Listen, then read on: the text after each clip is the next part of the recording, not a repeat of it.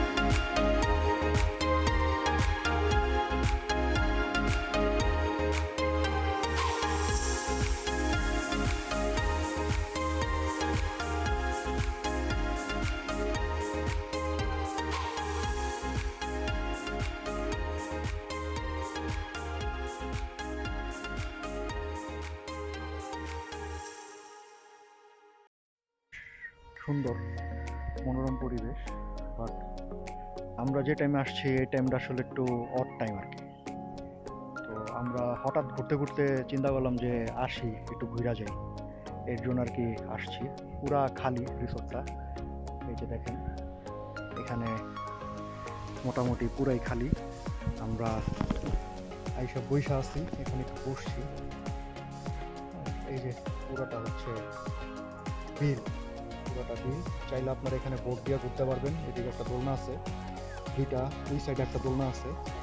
এই দোলনাগুলোতে আর কি বসে আপনারা টাইম স্পেন্ড করতে পারবেন। এরকম সিমেন্ট দেওয়া চেয়ার আছে, এই চেয়ারেও বসে আপনারা সময় কাটাতে পারবেন। বিকালবেলা বেশ সুন্দর একটা সময় কাটানো যায় জায়গায়, ভালো লাগে। এর আগে একবার আসছিলাম যখন, তখন এত পানি ছিল না। এই জায়গায় যে পরিমাণ পানি দেখা যেতেছে, পানিগুলো আরও নিচে ছিল। বাট আমরা তো দেশে আসলে যা করি, এই জায়গায় দেখা যেতেছে যে চিপসের প্যাকেট, তারপরে হচ্ছে আরও কিসের প্যাকেট ট্যাকেট সব ফালানো যাবে। হ্যাঁ, এখন দেখা যাক, চিন্তা ভাবনা করতেছি বোটে উঠবো কি উঠবো না।